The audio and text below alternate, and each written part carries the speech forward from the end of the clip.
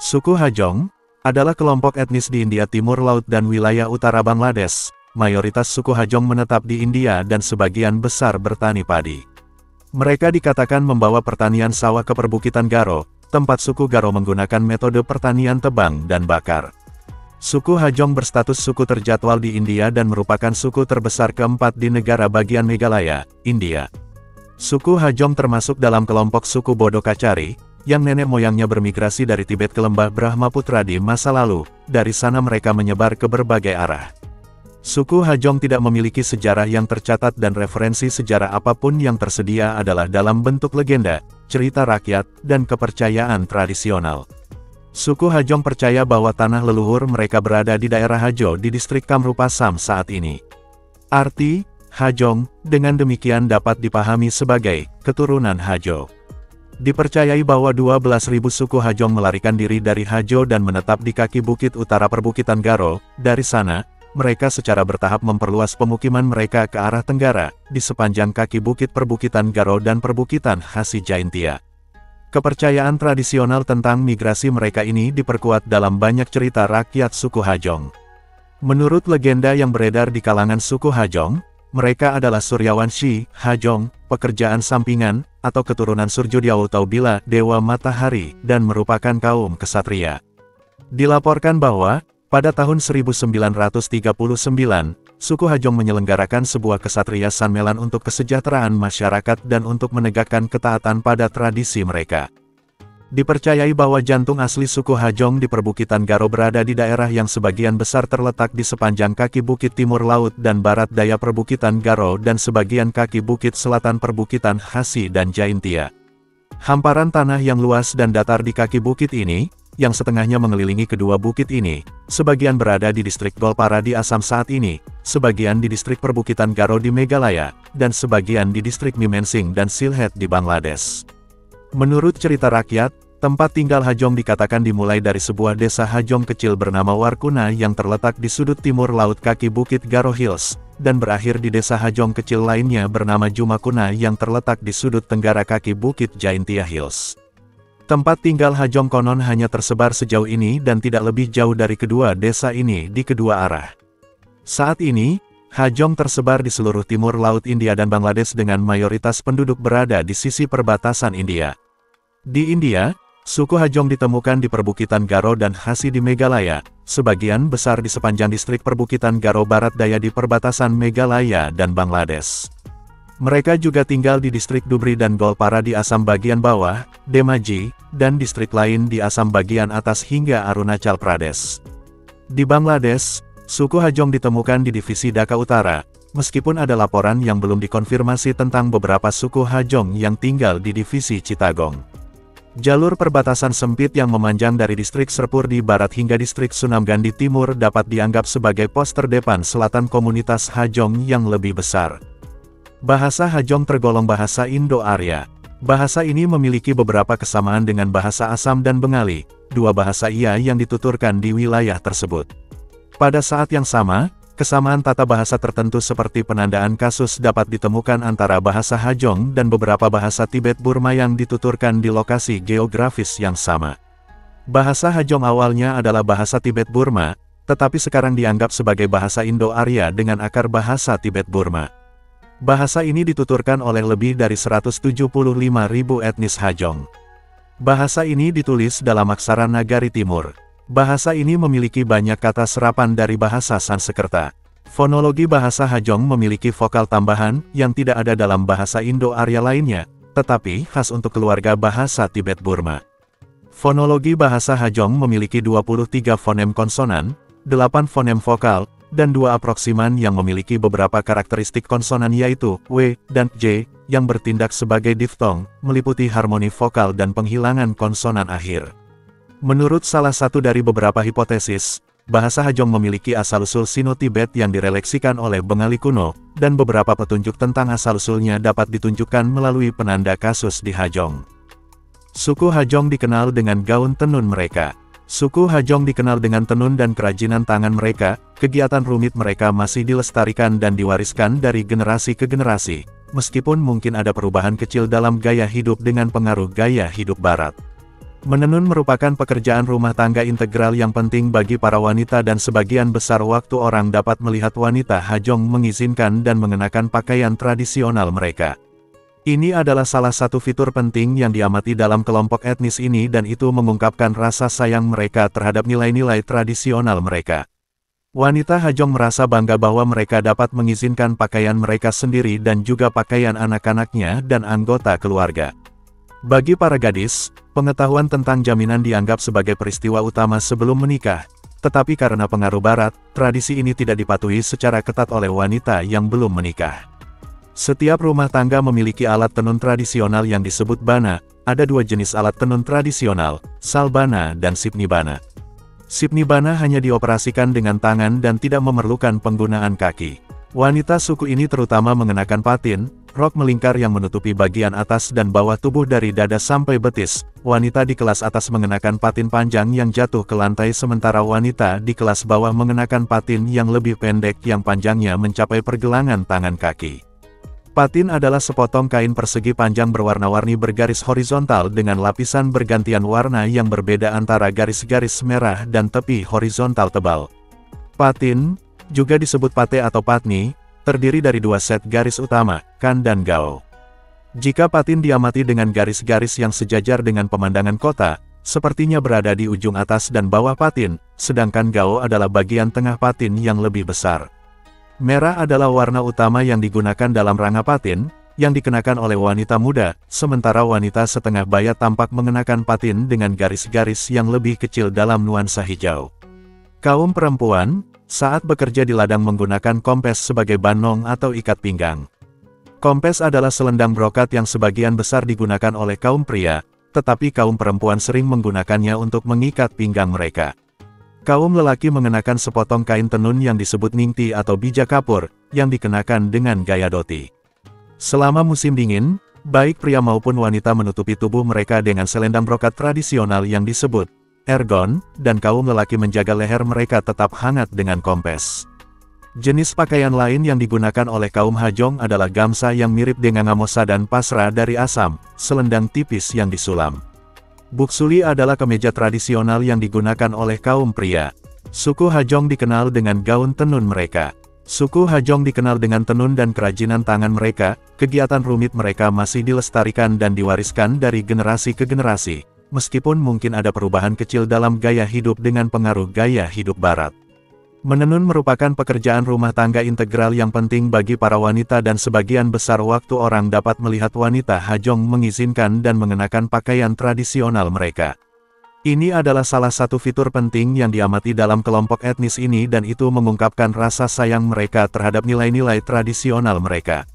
Wanita Hajong merasa bangga bahwa mereka dapat mengizinkan pakaian mereka sendiri dan juga pakaian anak-anaknya dan anggota keluarga. Bagi para gadis, pengetahuan tentang jaminan dianggap sebagai peristiwa utama sebelum menikah, tetapi karena pengaruh barat, tradisi ini tidak dipatuhi secara ketat oleh wanita yang belum menikah. Setiap rumah tangga memiliki alat tenun tradisional yang disebut bana. Ada dua jenis alat tenun tradisional, salbana dan sipnibana. Sipnibana hanya dioperasikan dengan tangan dan tidak memerlukan penggunaan kaki. Wanita suku ini terutama mengenakan patin, rok melingkar yang menutupi bagian atas dan bawah tubuh dari dada sampai betis. Wanita di kelas atas mengenakan patin panjang yang jatuh ke lantai sementara wanita di kelas bawah mengenakan patin yang lebih pendek yang panjangnya mencapai pergelangan tangan kaki. Patin adalah sepotong kain persegi panjang berwarna-warni bergaris horizontal dengan lapisan bergantian warna yang berbeda antara garis-garis merah dan tepi horizontal tebal. Patin, juga disebut pate atau patni, terdiri dari dua set garis utama, kan dan gao. Jika patin diamati dengan garis-garis yang sejajar dengan pemandangan kota, sepertinya berada di ujung atas dan bawah patin, sedangkan gao adalah bagian tengah patin yang lebih besar. Merah adalah warna utama yang digunakan dalam ranga patin, yang dikenakan oleh wanita muda, sementara wanita setengah baya tampak mengenakan patin dengan garis-garis yang lebih kecil dalam nuansa hijau. Kaum perempuan, saat bekerja di ladang menggunakan kompes sebagai banong atau ikat pinggang. Kompes adalah selendang brokat yang sebagian besar digunakan oleh kaum pria, tetapi kaum perempuan sering menggunakannya untuk mengikat pinggang mereka. Kaum lelaki mengenakan sepotong kain tenun yang disebut ningti atau bija kapur, yang dikenakan dengan gaya dhoti. Selama musim dingin, baik pria maupun wanita menutupi tubuh mereka dengan selendang brokat tradisional yang disebut ergon, dan kaum lelaki menjaga leher mereka tetap hangat dengan kompes. Jenis pakaian lain yang digunakan oleh kaum Hajong adalah gamsa yang mirip dengan ngamosa dan pasra dari Assam, selendang tipis yang disulam. Buksuli adalah kemeja tradisional yang digunakan oleh kaum pria. Wanita Hajong, baik muda maupun tua, lebih suka memikat diri mereka dengan ornamen tradisional. Ornamen utama Hajong terbuat dari perak, sementara penggunaan emas bahasa Indonesia, gading bahasa Indonesia, koral, dan kerang juga telah diamati. Secara tradisional, semua ornamen yang mewah adalah milik wanita suku ini. Pria hanya boleh mengenakan cincin kawin yang disebut manik angti dan rantai emas. Meskipun pria dapat terlihat mengenakan benang merah di pinggang mereka yang disebut basta atau baita, lugun di bahu kiri mereka, dan rosario yang terbuat dari kayu pohon cendana, apel emas, dan kemangi suci. Wanita yang sudah menikah mengenakan gelang kerang yang disebut haka dan cincin kawin, manik angti. Suku Hajong pada awalnya diuraikan dalam 6 suku. Generasi sekarang hampir tidak menyadari bahwa sistem suku ini pernah ada di masa lalu. Asal-usul suku-suku ini dapat ditelusuri kembali ke 12.000 suku Hajong yang telah melintasi sungai Brahmaputra dan memasuki perbukitan Garo dari Hajo. Keturunan dari 12.000 orang ini terbagi dalam 6 kelompok di bawah kepemimpinan 6 kepala suku, Harang, Bajalu, Manik, Teper, Satodol, dan Manji. 6 suku ini diberi nama sesuai dengan nama kepala suku tersebut. Klan Hajong secara formal diorganisasikan atas dasar eksogami matrilineal. Mereka dibagi menjadi beberapa klan matrilineal yang disebut Nikni. Meskipun Hajong adalah suku endogami, eksogami klan dipraktikkan di mana seseorang tidak menikah dengan seseorang termasuk dalam Nikni yang sama. Telah didokumentasikan bahwa siapapun yang tidak dapat menyebutkan Nikninya diejek dan dikatakan telah menjadi bagian dari gugu Nikni. Kata gugu dalam Hajong berarti merpati, sejenis merpati pembohong. Merpati hanya membiakkan 2 keturunan sekaligus. Kedua anak burung ini tumbuh untuk kawin satu sama lain meskipun merupakan saudara kandung. Demikian pula, seorang Hajong yang tidak dapat menyebutkan nikninya sendiri diserang dengan sengaja sebagai anggota klan merpati yang secara tidak langsung mengisyaratkan bahwa ia telah menikahi saudara perempuannya sendiri. Maksud atau makna tersirat dari hal ini adalah untuk mengarahkan atau menjadikan setiap Hajong lebih mengenal klannya sendiri sehingga ia dapat terhindar dari menikahi gadis yang berasal dari klannya sendiri karena ketidaktahuannya. Pernikahan dengan gadis yang berasal dari klannya sendiri dilarang keras karena secara genealogis gadis yang berasal dari klan yang sama dianggap sebagai saudara kandungnya sendiri. Jumlah pasti Nikni tidak diketahui. Ada yang menyebutkan 17, sedangkan yang lain mengatakan hanya 13 Nikni yang dapat ditemukan. Kekerabatan patrilineal, Daidi. Sistem Daidi atau Daigi kemungkinan dimulai pada masa ketika mereka mengikuti sistem matrilineal. Daidi sebenarnya berarti kekerabatan atau keturunan melalui garis laki-laki atau ayah. Seseorang yang memiliki hubungan jauh dengan anggota kekerabatan dari garis ayah disebut Daidi Bagi atau Daidi Gusti. Seorang Daidi Bagi atau Daidi Gusti harus menjalani keadaan tercemar yang disebut swa selama 3 hari ketika berita kematian salah seorang Daidi Gustinya terdengar dan ia harus disucikan dengan melakukan ritual keagamaan tertentu. Tidak seperti sistem Nikni, sistem Daidi tidak memiliki pembagian dan tidak menyebabkan berkembangnya klan, kelas, atau kelompok apapun dalam masyarakat. Sistem ini bertujuan, seperti halnya sistem Nikni, agar tidak ada hubungan Daidi antara calon pengantin perempuan dan laki-laki. Jika diketahui bahwa keduanya atau keluarga mereka adalah Daidi Bagi atau Daidi Gusti satu sama lain, lamaran harus segera dibatalkan. Suku Hajong terbagi dalam 5 marga geografis yang disebut jowar. Suku Hajong yang termasuk dalam setiap jowar berbicara dengan dialek Hajong yang berbeda yang disebut Rao. Marga-marga ini diberi nama berdasarkan nama daerah kuno di kaki bukit dan dataran perbukitan Garo.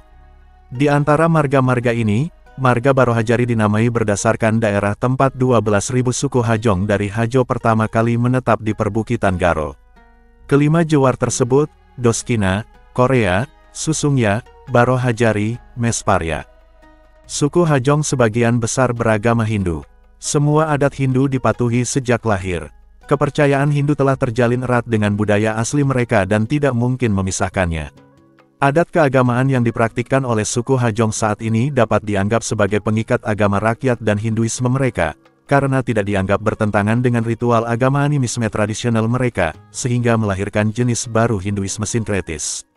Tidak ada informasi yang tersedia mengenai bagaimana suku Hajong berada di bawah pengaruh Hinduisme di masa lalu karena tidak ada catatan tertulis yang ada mengenai hal ini.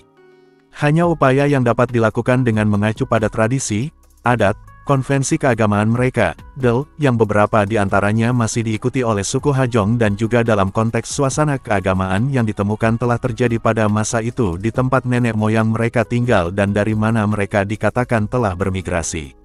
Ada dua bagian yang terdokumentasi di antara Hajong, Khatal dan Hajong.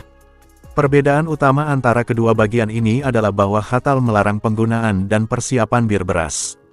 Dapat diamati bahwa di antara kedua bagian ini, tingkat Hinduisasi bervariasi. Ada perbedaan bahkan di antara Khatal sendiri. Khatal dibagi menjadi Bastom dan Hutri. Udikari temurun atau kelas pendeta, yang setara dengan Hajong dari Brahmana Hindu, termasuk bagian Bastom sementara kelas Hutri adalah padanan Hajong dari kelas kesatria. Bagian masyarakat Hajong menjalankan adat istiadat tradisional dan Hindu, bagian ini tidak memiliki nama khusus karena mereka yakin agama tradisional dan belum banyak dipengaruhi oleh agama Hindu arus utama. Sistem Nikni dilestarikan oleh bagian masyarakat ini, sedangkan bagian Hutri mengikuti sistem Gotra Hindu. Orang buangan sosial termasuk dalam kelas Dirka. Suku Hajong yang tinggal berdekatan dengan populasi Hindu yang lebih besar telah menyerap lebih banyak unsur agama Hindu dibandingkan dengan mereka yang tinggal di daerah pedalaman di mana pengaruh sistem kasta Hindu lebih sedikit. Suku Hajong adalah suku yang menganut sistem endogami. Pernikahan dengan orang di luar suku mereka dilarang keras, kasus pernikahan semacam itu jarang terjadi. Monogami adalah bentuk pernikahan yang lazim, poligami tidak dilarang, tetapi pernikahan jarang terjadi. Aliansi yang dinegosiasikan adalah bentuk pernikahan yang lazim. Dalam masyarakat Hajong, matriarki menurun dengan pengaruh Hinduisme, yang mengarah pada dominasi patriarki yang semakin meningkat di masyarakat Hajong. Dalam budaya Hajong, cinta romantis dan pernikahan janda diperbolehkan. Ketika keintiman berkembang antara seorang anak laki-laki dan seorang anak perempuan tanpa sepengetahuan orang tua mereka menikah dengan satu sama lain, asalkan mereka tidak memiliki hubungan kekerabatan ibu dan ayah yang dekat. Sistem mahar yang sangat tinggi tidak ada di masyarakat Hajong. Suku Hajong akan memberikan harga pengantin yang dapat ditoleransi disebut pon atau halti. Suku Hajong memiliki budaya yang sangat kaya. Budaya suku Hajong sangat mempengaruhi dan memberikan dampak luar biasa pada bahasa, pakaian, dan budaya suku-suku lain seperti suku Koche di Meghalaya, Banais, dan Dalus. Wanita suku Hajong dapat dengan mudah dikenal dari gaun merah bergaris-garis cerah yang disebut patin. Secara tradisional, dan di banyak desa masa kini, wanita adalah penan ulung yang menghemat pakaian mereka sendiri. Suku Hajong mewajibkan setiap wanita untuk mengetahui seni permintaan, yang dianggap sebagai kualifikasi bagi seorang wanita untuk menikah. Suku Hajong adalah sekelompok masyarakat agraris, sebagian besar praktik budaya, cerita rakyat, dan tradisi mereka terkait dengan praktik pertanian mereka. Suku Hajong terampil dalam pertukangan kayu dan pembuatan keranjang, mereka membuat sendiri semua peralatan pertanian dan barang-barang rumah tangga mereka. Selain peralatan yang dibutuhkan untuk cocok menanam padi, rumah tangga suku Hajong memiliki banyak peralatan memancing dari bambu. Di desa Hajong, kecuali rumah seorang udikari, semua rumah lainnya memiliki pola yang hampir sama dengan ukuran yang berbeda. Skenario memiliki alas tanah dan dua atap jerami di kedua sisinya umum di setiap desa Hajong. Bambu dan kayu kadang-kadang digunakan. Lantainya dari tanah dan dindingnya terbuat dari bambu yang dibelah yang diplester dengan kotoran sapi. Mag Mas, Januari-Februari, dan Palgun Mas Februari-Maret, adalah 2 bulan yang paling baik untuk membangun rumah baru. Pada periode ini, mereka bebas dari pekerjaan pertanian. Rumah-rumah tradisional Hajong terdiri dari bangunan-bangunan terpisah yang berpusat di halaman. Hajong biasanya membangun 4 atau 5 rumah di keempat sisi yang melindungi bagian tengah halaman. Halaman tersebut digunakan sebagai ruang untuk upacara keagamaan. Dapur dibangun terpisah dari tempat tinggal utama. Ada halaman umum di setiap rumah tangga yang digunakan untuk mengirik gandum setelah panen. Makanan pokoknya adalah nasi yang dimakan dengan kacang lentil dan sayuran. Untuk acara-acara khusus, beras digiling menjadi bubuk halus dan digunakan untuk membuat kue beras kukus atau goreng yang disebut pita. Daging kura-kura secara tradisional merupakan daging favorit. Seni Hajong meliputi birapat cita yang dilukis di dinding Aero Gor oleh Aero selama upacara pernikahan. Dalam birapat cita yang juga disebut Canbila Akawa, matahari, bulan, bintang, burung, perahu, dan tandu dilukis dengan beras bubuk pitli, merah tua, dan kol. Karya seni lainnya dilakukan dalam persiapan Mer untuk Maroi Puja.